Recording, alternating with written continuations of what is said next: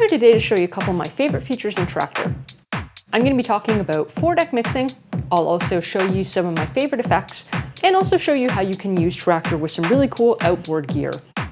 So let's start off with 4-deck mixing. 4-deck mixing is a challenging technique, and Traktor makes this technique a lot easier because it gives you the ability to mix up to 4 tracks together and to also use loops as well to mix with.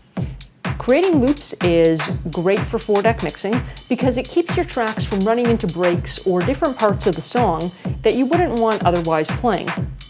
Another important thing that Traktor does is, provided that you have set up your beat grids correctly, Traktor can help to keep your 4 different tracks in time with each other.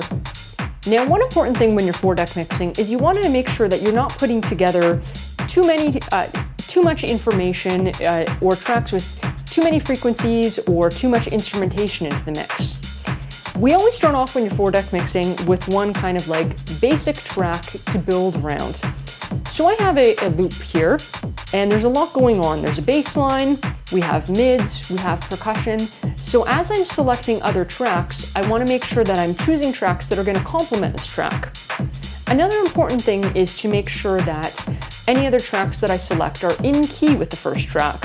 And I can do that in one of a couple ways. Traktor uses open key notation, so you can certainly work with that. I also choose to use mixed in key, so I use mixed in key before Traktor to key all my records.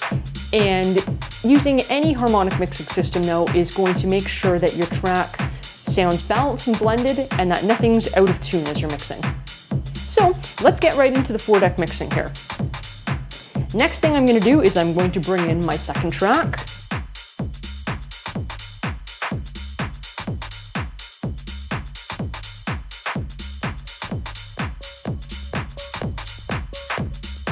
So here's my second track, and you can hear there's a lot of synth going on here.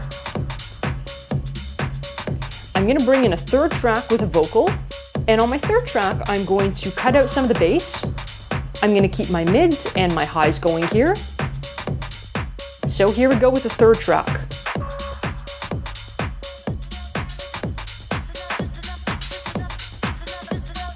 So I have 3 tracks in the mix. And lastly, here's my third track on deck C.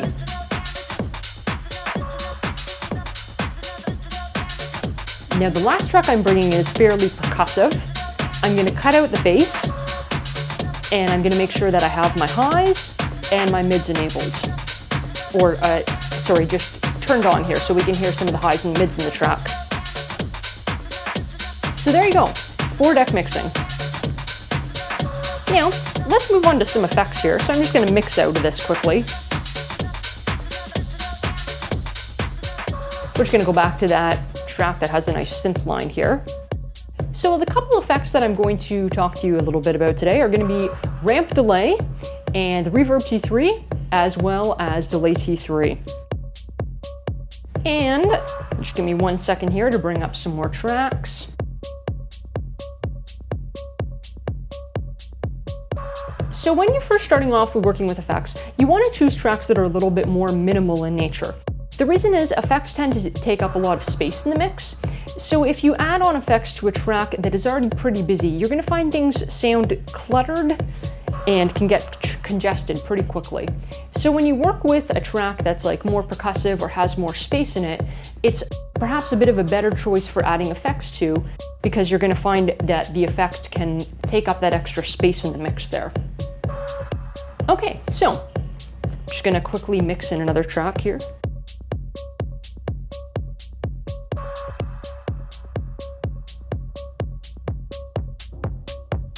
And let's check out some effects here.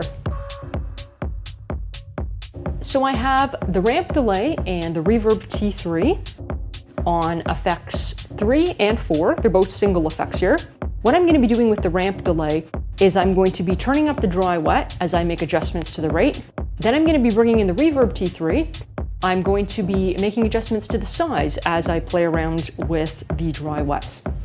Okay, so just let me turn up the volume a bit here so we can hear the effect a little bit more. And here we go with the ramp delay.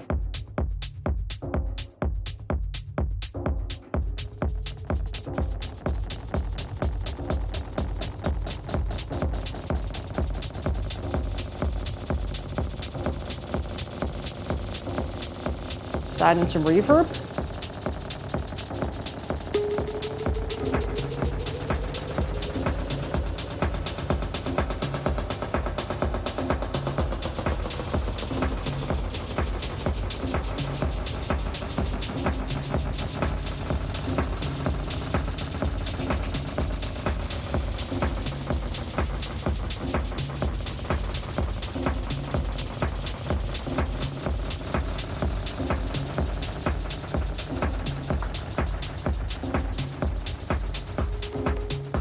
Okay, so that was the ramp delay and reverb T3.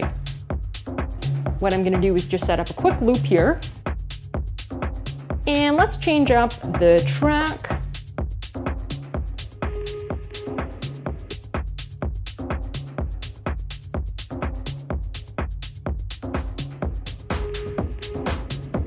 Next effect I'm gonna be showing you is the delay T3.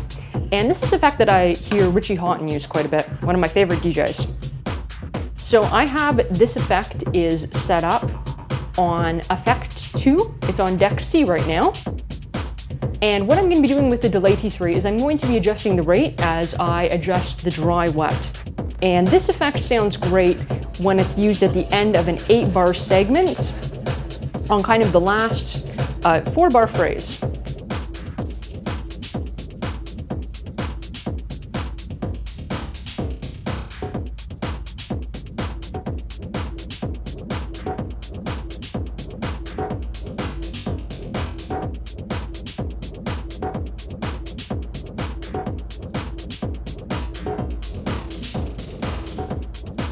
So there we go, delay T3. Now, lastly, I'm going to show you something really fun, and this is something cool you can do in Traktor. You can actually start to use Traktor's digital technology and combine it together with some really cool outboard gear. Now I have here an effects pedal rack by a company called Nice Rack Canada. They're based in Toronto, Ontario, and they have built this really cool effects rig. And this is a rack that's traditionally used by guitarists, but there's no reason why a DJ couldn't use something like this as well. So let me quickly loop up this track here. Okay, so let's talk about why a DJ can use this effects rack.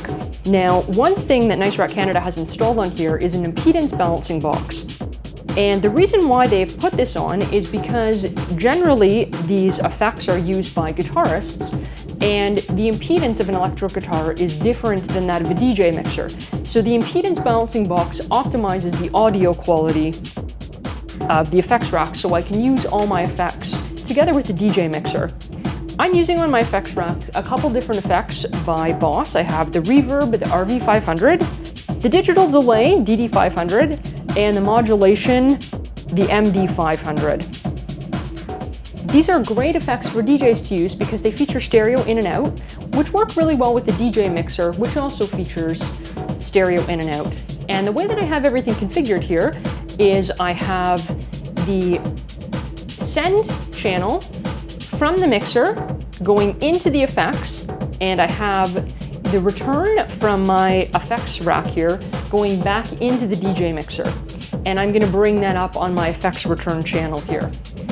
So I have an effects chain here with the MD500. I have a filter delay. Next I have a vintage delay on the DD500. And then over here I have on the RV500, I just have some lo-fi reverb. So let's check out what this sounds like here.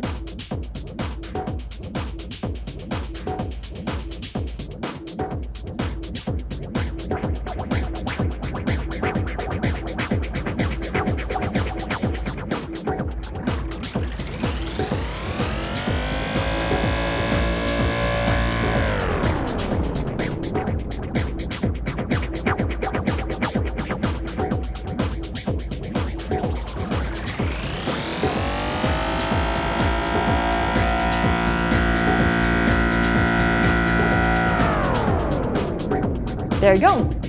So a couple of my favorite ways to use Traktor. Hopefully that gave you some ideas to inspire you to get started using effects as well, and perhaps to start to incorporate some cool outboard gear with Traktor's amazing technology.